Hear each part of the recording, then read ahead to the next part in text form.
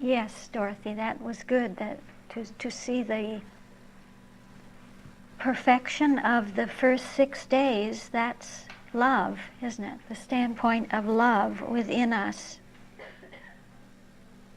We must always nurture that quality.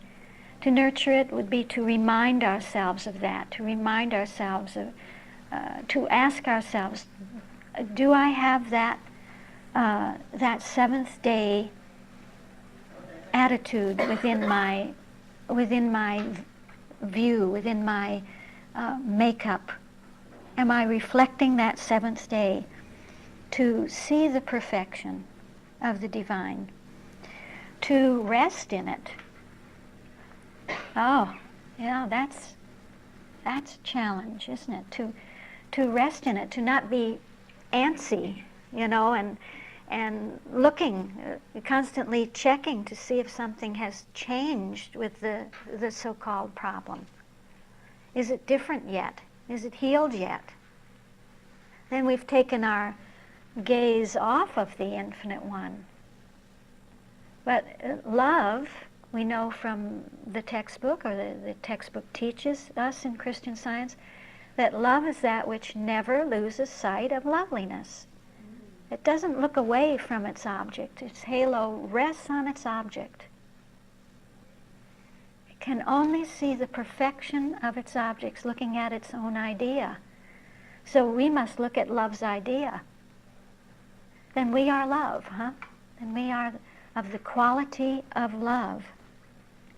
And so that also implies to be expectant of the fulfilling of the plan of love, the design of love. And you see, I'm just taking really what we have in that last column here. You have it in your material. What else does it say? Not expecting the mortal to be perfect. That's the looking away again, looking at the mortal to see, is the mortal perfect? And to have compassion for ourselves and others. So those are the 7 days, and in the morning I would like to just take them again with you in respect to how we would utilize them as a method to approach any problem that comes up for us.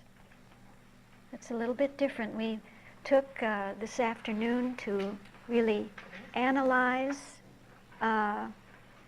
what the symbols are, to exchange the natural symbols for the metaphysical symbols, to see what our reflected approach is. But in the morning we'll see how this method can be applied or applies itself to any problem. And just one last note that in truth, did I mention where we have different symbols, the living creatures, and then man, there is a break coming in, another break. You just need to make a little note of it. Don't worry about it. It'll be the rest of your lifetime to enlarge on the understanding that here we have a break to science coming in. So we've had word is word is Christ, word is Christianity, and now sense of the word as science comes in as truth and is fulfilled in the seventh day, bringing everything really to the standpoint of perfection and infinity. Okay, that's it for today. Thank you. You've been just marvelous.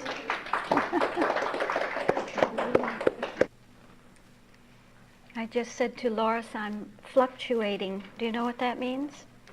It means there's so much information and complexity in the subject that I don't know what I'm going to say.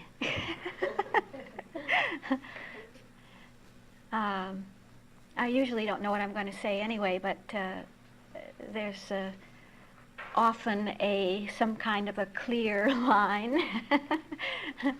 But sometimes the subject becomes so rich, so teeming, that you really don't know what your next statement is going to be. So that's how I am this morning. How are you? Energized, yeah, that's right.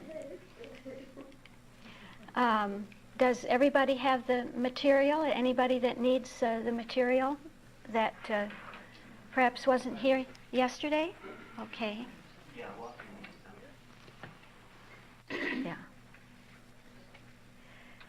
So what did we do yesterday? We were looking really at the whole framework of being. Being, capital B, as it embraces and holds within itself and contains within itself the infinitude of being, small b.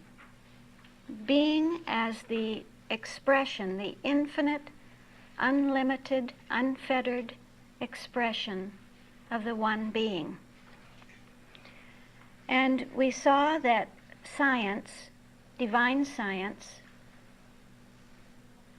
is that which has presented us with the science of being. That in the Christian Science textbook, we have been given the science of being. The science that explains everything, absolutely everything.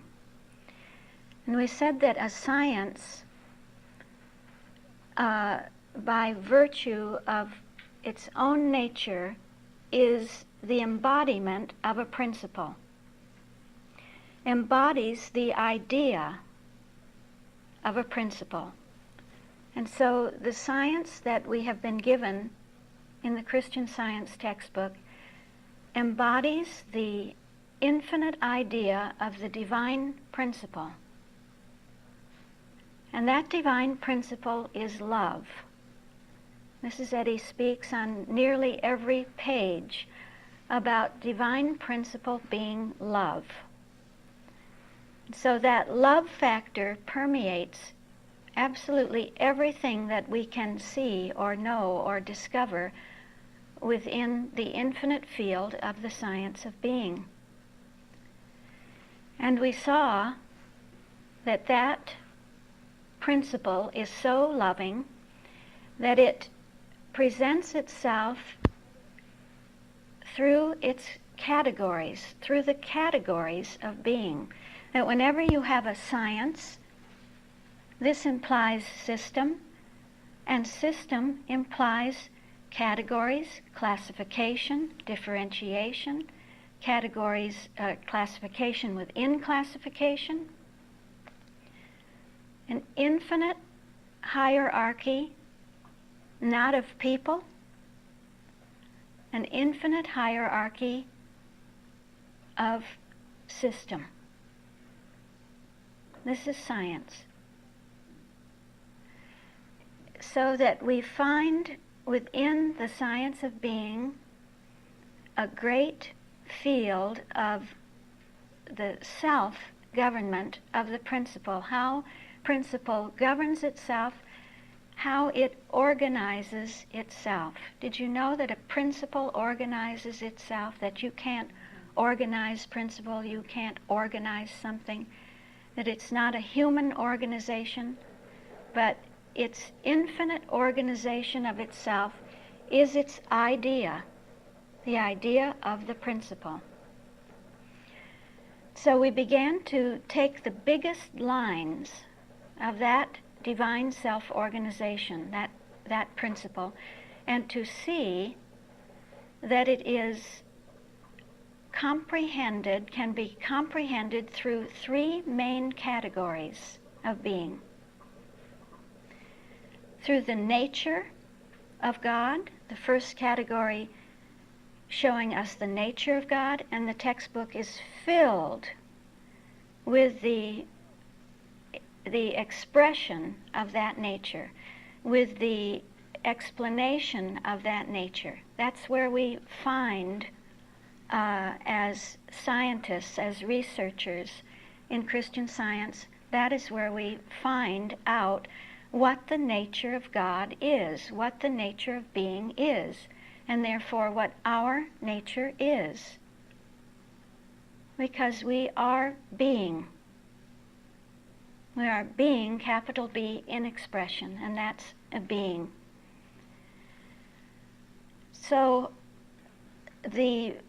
really that indicates to us that the first great endeavor that we must make as Christian scientists, and that's not a moral must, it's a divine must, it's a divine demand upon us to come to know the nature of God, and would involve going to the textbook, to the Christian Science textbook, to delve deeply into that research of what the nature of God is.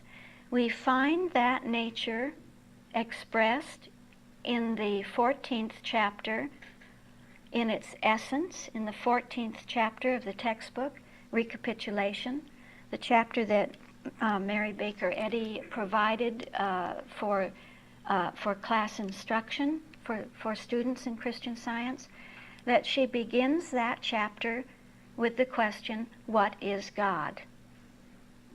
And so gives us there the succinct answer, really the summation of her whole life work.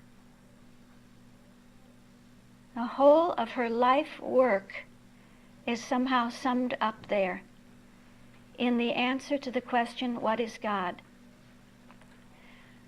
The whole sum and substance of the universe is summed up there in that answer. And she says, God is incorporeal, divine, supreme, infinite. We see that she really begins to define God through the calculus. What did we say the calculus was yesterday? The fourfold calculus, the operation of God. She actually begins by showing that that divine nature of mind, spirit, soul, principle, life, truth, and love is operating, it's operative, it's in expression. It is expressed in its incorporeality, in its divinity, in its supremacy, in its infinite nature, everywhere, that this is God. But we would need to know, what is mind? What is spirit? What is soul, principle, life, truth, and love? These great capitalized terms, and you know that we have with the textbook a text of uncapitalized terms and capitalized terms. And Mrs. Eddy would indicate through that language, that use of the language, that the capitalized terms are those which we should give really capital interest to, capital attention to, our greatest attention to, that they are the most important thing appearing in the surface, on the surface of the text, on the textual surface. She gives us an opportunity through the surface of the text to discover what is so important that we have to go more deeply into it.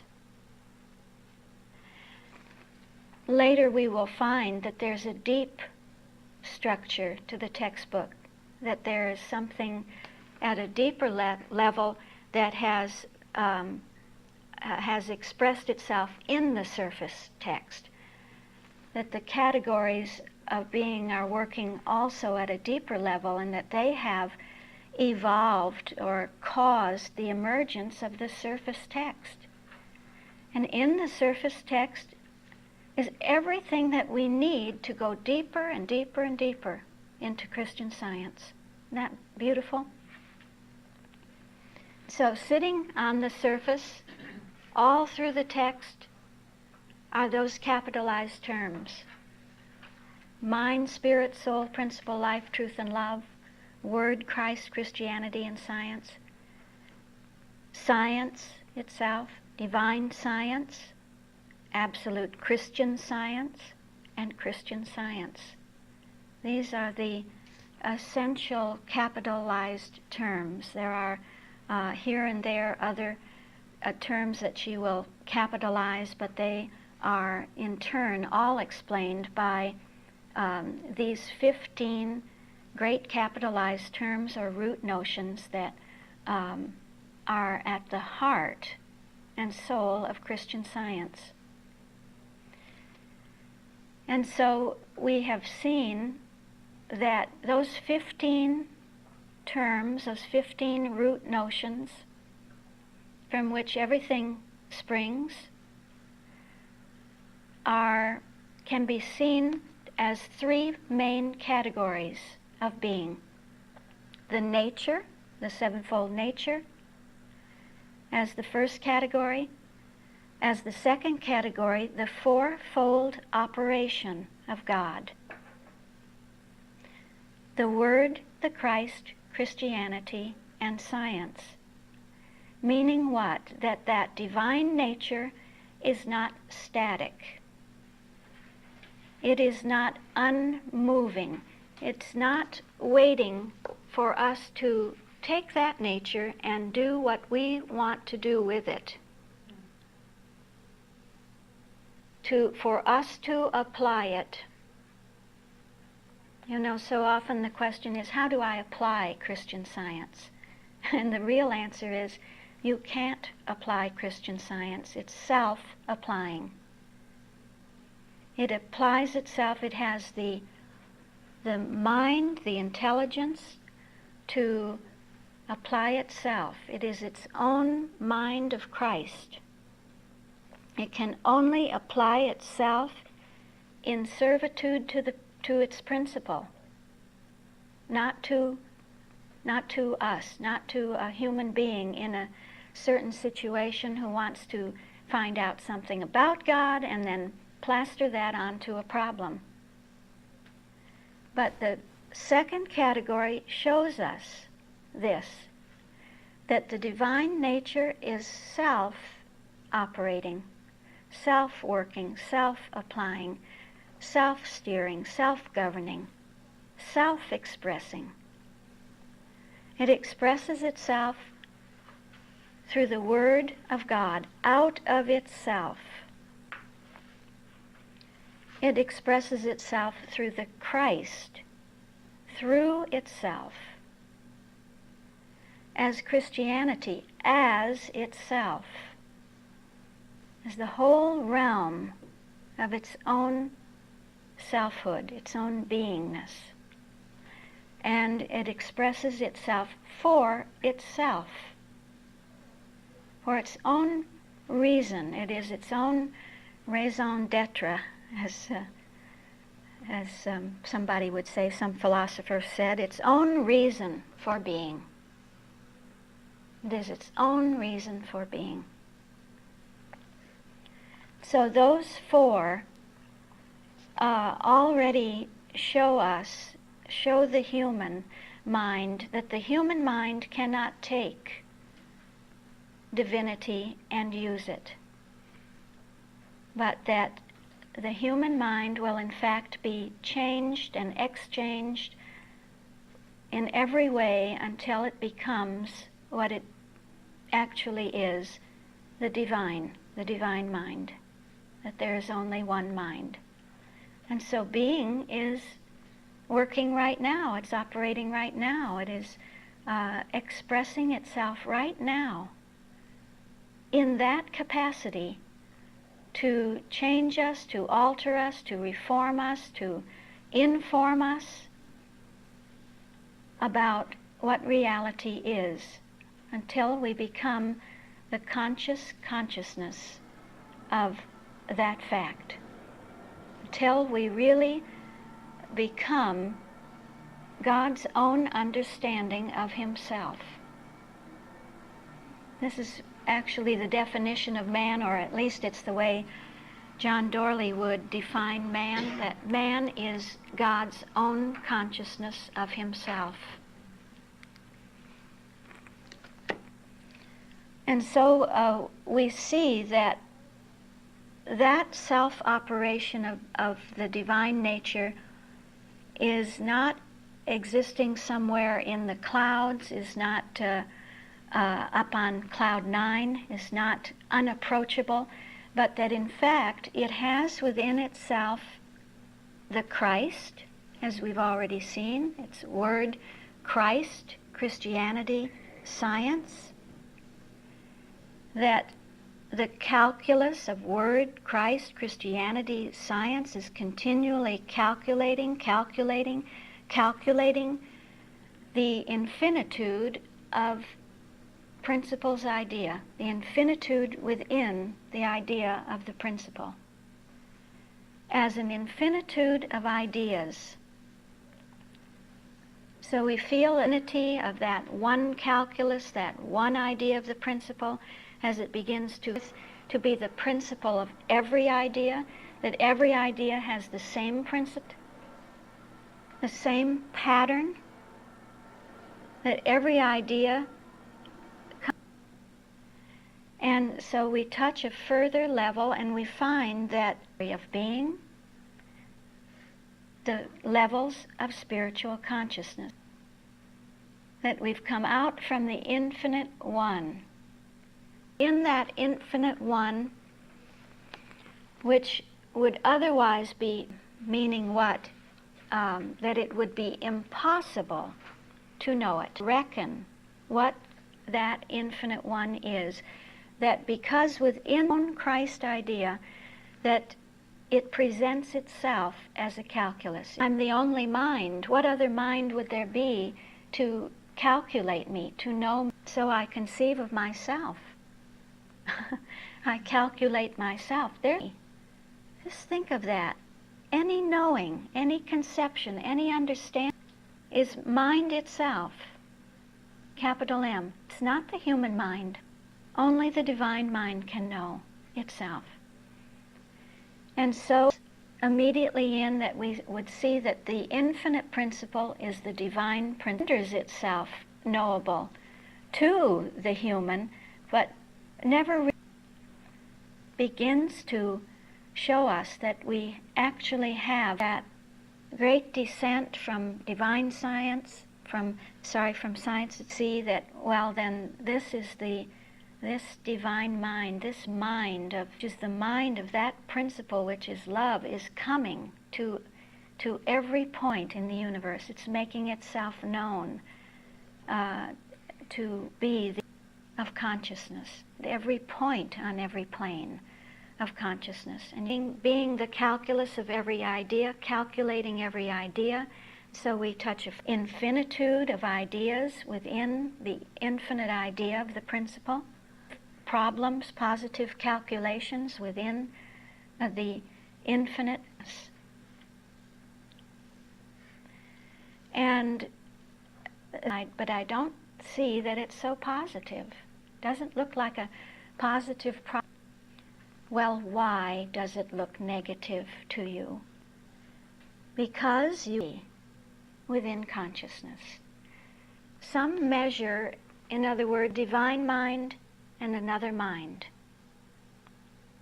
a mortal residue of the belief of another mind, the perfection of the divine problem, of the divine really are. Did you know that you are a divine calculus? You are, but it is that sense of duality. But the one mind never stops being the one, another mind, but I can beat that mind to pieces. No, mind just knows I'm the only mind, I'm the one mind, ability within myself. So I can save the belief, the perception, the misperception, the misconception. And so there is a descent then to absolute Christian Science, and so the descent then she is describing or defining for us what that level of Christian textbook. You only have to know where those definitions are and what they of the tonality, the feel, the atmosphere of those different levels. Science is that level to which the Christ truth comes. That it is the application, really, applies itself to the human condition, to the human, where we are not bereft of a solution, but where that solution is just. So those are the three great categories of being. Could you think of anything that would not be included somewhere within those three categories? There is nothing. They cover the whole of being. And I think that's a wonder, just a divine wonder that we can sit here in this room and in less than an hour encompass the whole of being. Only through science, huh? Only through what Christian Science teaches. And the field, the cause doesn't see it. They don't realize what they have. We hardly realize a being, and the coming of the stupendous fact of what they imply, given by divine love. That divine principle, love. And this is what Mrs. Eddy has given to mankind. A profound gift that mankind doesn't realize yet.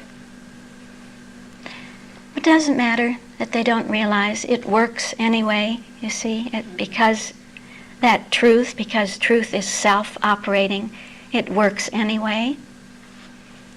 It's working throughout the universe. It's working on individual consciousness, on collective consciousness, on universal consciousness. Without that, there would be no change in the world. And we know that the world is constantly changing. That there is continual evolution. And that what looks like material evolution is spiritual evolution misunderstood. That all the evolution, all the developments, all the unfoldments, all of the advancements in any field of knowledge, any branch of endeavor, and we said any branch. Those branches are planes. They are planes of consciousness. And so you have a plane of consciousness of the medical field, and you have the plane of consciousness of the physical sciences, and you have the plane of consciousness of the business world, and whatever it is. These are planes or fields of consciousness, all being impacted by the Christ idea, by the working of that Christ in consciousness. And that's the only reason there's an advancement in any field and in every field. And the sciences, small s, are just the first faint appearing of science, capital S. I love that sense. That with every new advancement, there's a closer approach to science, capital S, until all the small s sciences disappear and there's only science, capital S, divine science.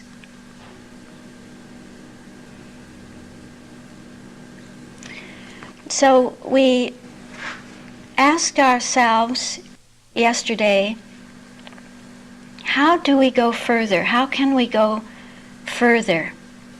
If we see really that everything concerns the nature of God and the operation of God, how can I begin to grasp that in a deeper way, in a fuller way? And we began to see that we're always looking for a refining of what we could call a guiding principle in our life. That each of us has a certain conception of what guides our life, of a guiding principle. And in fact, we may have many guiding principles in our life, or we may have a guiding principle we took as an example, cooking a meal, preparing a meal, or we may have a guiding principle, say if we are interested in the realm of golf that we follow, and a certain measure of information that we submit ourselves to, that we have turned ourselves over to, that we trust will give us a successful game of golf. And so we practice that principle, and we may find that the other fellow actually played better than we did. That we didn't come out so well. And so what does that cause us to do? It causes us to go back to our input, to refine again our knowledge, our understanding of what governs and guides our game of golf. Is that silly to take that as an example, or is it something that makes sense, that is tangible? So that we began to see that actually we're always moving in the calculus. That we begin with a word sense, a certain field or body of information about that subject, about that endeavor. Everything that we know, a standard, some kind of a standard about that game. And then there was a second point, a Christ sense coming in. He said, what do we do in respect to that word of golf? The word, what is the word on golf today, huh? Do we have that? Is it enough that we know that word? No. We have to submit ourselves to it. We have to entrust ourselves to it, and trust that it will work in such a way that it actually is a principle that will work. For what reason? We're always interested in the outcome. Our main focus is on Christianity, and the outcome. What about the outcome? Well, for you to have an outcome of an idea, you must have a word and a Christ for that idea. In order to have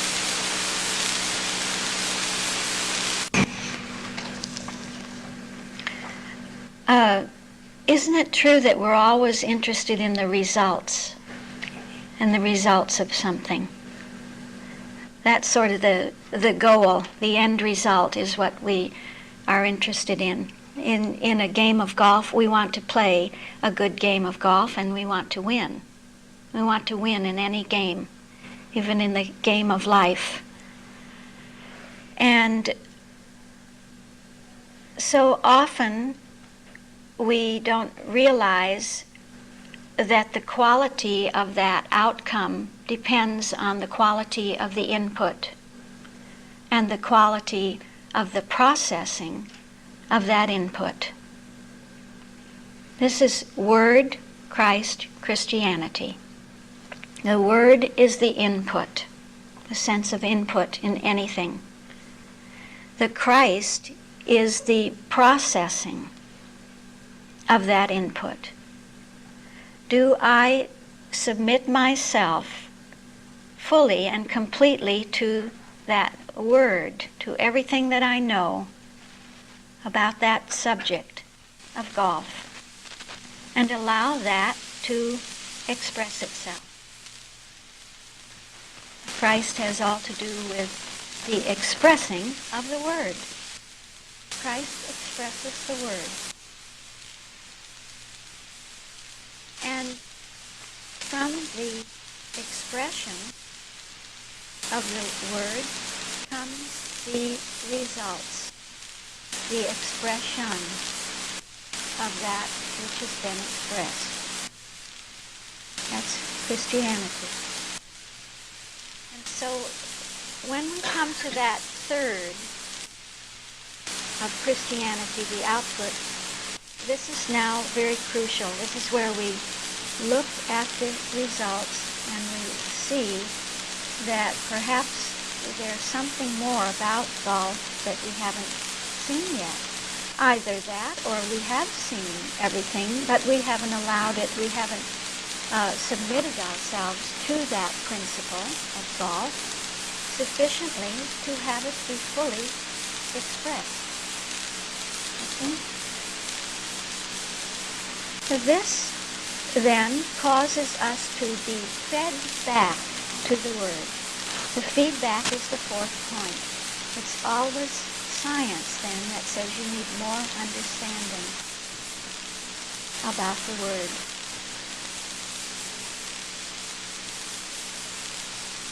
More understanding about the word. More understanding about your coincidence with the word. How to coincide with the word. That's the office of the Christ.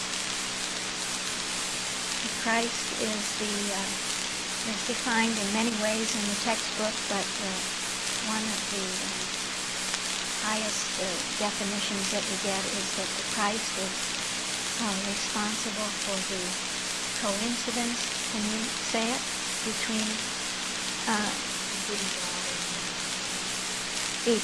God and man in his image.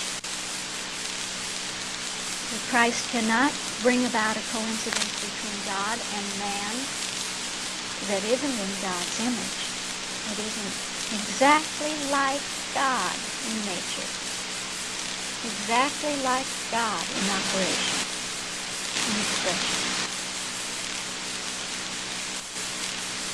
So we saw how we just continually move in the calculus, and we do that in every aspect of our lives. If we're businessmen, we do it in our business. If we are homemakers, we do it in our home, with all the aspects of making a home. No matter if we're in farming, then we do it in respect to how to be a farmer, how to be a good farmer. Not just a substandard farmer, bringing forth poor crops and not knowing how to deal with the pests and how the seasons affect the crops and all of that. But we are continually refining our ability to be a good farmer by going to the standard of farming, the standard of homemaking, the standard of business. Isn't that incredible how we move through the calculus all the time? We cannot get out of that field of the calculus. And so we saw that if we want to progress, and we can't help but progress anyway, even if we don't want to, but if we want to progress consciously, to be conscious of our progress and to experience that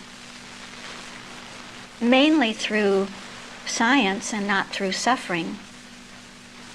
And there's some place in the textbook where Mrs. Eddy says that either through science or suffering you will this and this and this.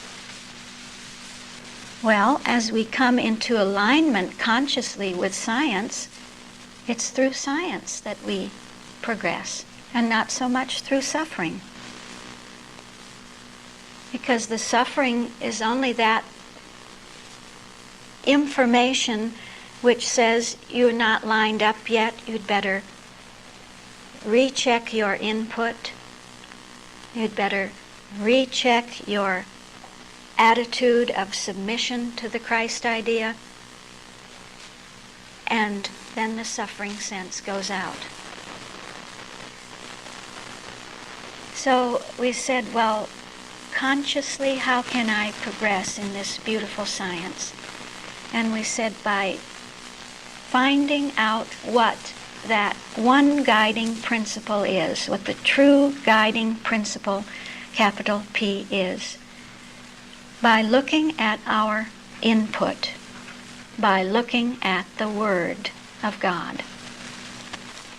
And then we saw that actually that's what the Bible does. Right at the beginning of the Bible, we're presented with the divine standard of God, with the Word of God. Through 7 days of creation, we're shown what the Word of God is. In a great statement. Doesn't it say, and God said, and God said? It's God's statement of himself, of his own creative nature, of how anything is brought forth creatively. So we touch really the Word on the Christian side. It's the first,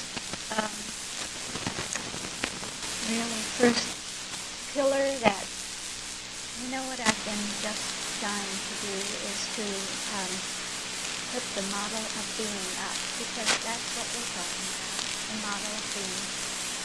And when we begin with those who are just hearing about this idea for the first time, they don't usually like to put something up that is so complicated, so fearsome, that it would scare the student away. It would make them say, oh, this is just academic, and look at that, isn't that awful? That they try to depict the whole of being in one presentation, and what an insult to God. You have all kinds of things coming up. But you know, we have developed such a great day and hour that I almost feel I could put that model of being up and you would know exactly what it is. You would feel absolutely at home about it. And so after the break I will do that. We'll look at that and see that we already know all about that model. We're in that model. We've been flowing in that model since we walked in the door.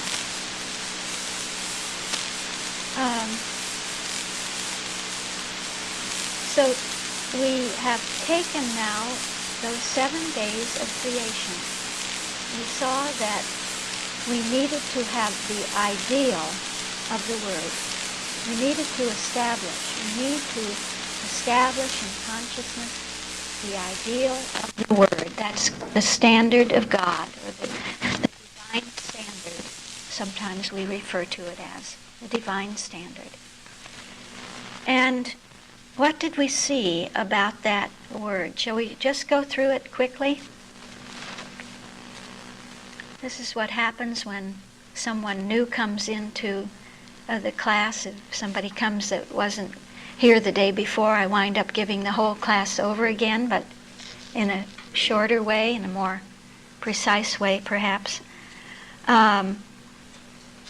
We saw that those 7 days are an order. They are the Word order. And that they present a law. That order, because it is a divine order, is a law. It's a law, the law of God. A law of God. What law is it? It's the law of creative endeavor, the law of fulfillment, the law of perfection, the law of how anything comes to completion, the law of how anything is clarified.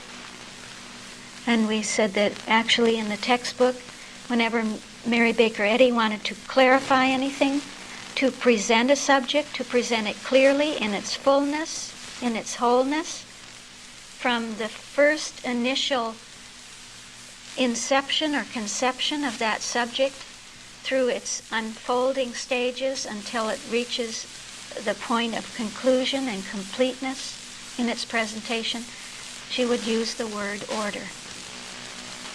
So that law is a law of clarification to any subject. It is the law that presents the revelation of God. God revealing himself as he is in his nature. And so we saw that that law begins with the first day, and that those biblical writers were indicating through symbols, through biblical symbols, which at that time were natural symbols, that they were scientific. Those writers were scientific, but they had a different language than we have today. Only through the centuries and through the thousands of years, the 1,000-year periods that have come about since that time, has language evolved and changed. How the biblical symbols have changed into metaphysical symbols. And so we had to see we were dealing with symbols behind which was a metaphysical meaning, and not to get lost in the symbols. So that the first day of creation is a day that says, let there be light. Let there be light. And we saw that there was a great impulsion of being to express itself in light. What do we mean by light? We began to feel out, to sense out, really to discover that we already have a knowledge, an understanding, a tonality of mind, because behind that day stands mind. And we began to see that, well, whenever you say, well, let there be light on a subject, you mean let there be some intelligent apprehension about that subject. Let there be some knowledge about that subject. Let there be wisdom about it. Let there be insight. As though God would say, I'm going to cast the light, the intelligence on this subject. Here it's the subject of God himself, and God is going to show himself forth in a sevenfold light.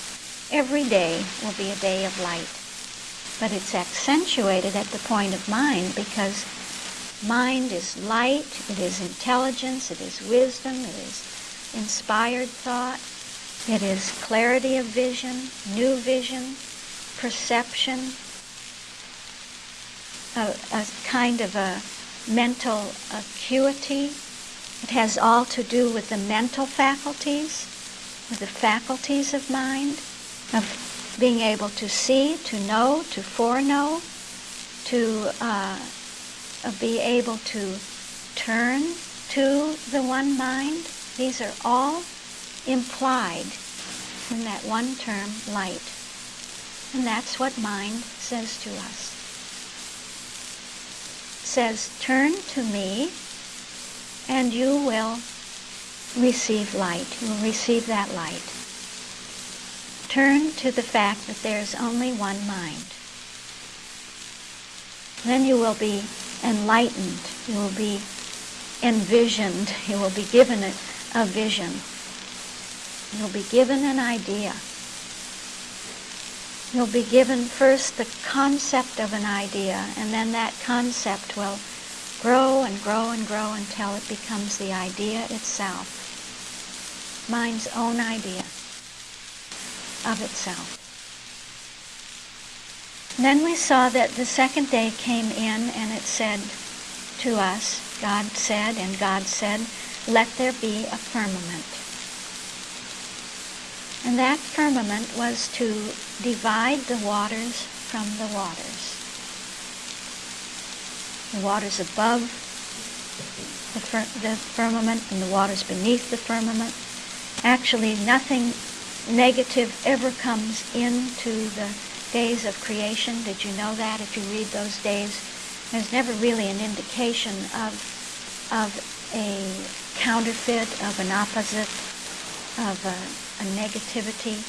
So we're not dealing with an opposite in its purest sense here. But to have a firmament is a way of saying, put some order. Let there be order in that light of mind, in the elements of mind. The symbol comes in of the waters, but Mrs. Eddy explains in her exegesis that the waters are the elements of mind.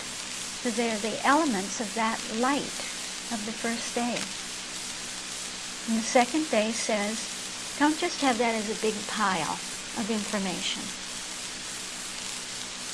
In fact, it says you can't just have that as a big conglomerate of information, adding one piece of information to the next, gathering information. And God said, let there be a firmament. Now, let there be order in that information. Because only with order you begin to actually understand what's understanding as it is ordered. As there is diversification in that information. You see, that's exactly what we're doing, what you do in any class. Really, if we look at it from the standpoint of spirit, we can, letting there be a firmament, ever since we arrived yesterday. Order and order in the order in the order. You see, so it's order within order of the idea of principle. This is that which you know. That's really how you, reflecting on it, by pondering it, by looking from it and saying, now, I know that, tell me something I don't know. Here, tell me something I don't know. This is not spirit. This is mind, because mind is only capital M mind. Mind itself is spirit. In an evolution of consciousness where we are learning our subject, we see that it's a development where we see that to mind within me. Huh? Does that make sense? Great. Yeah.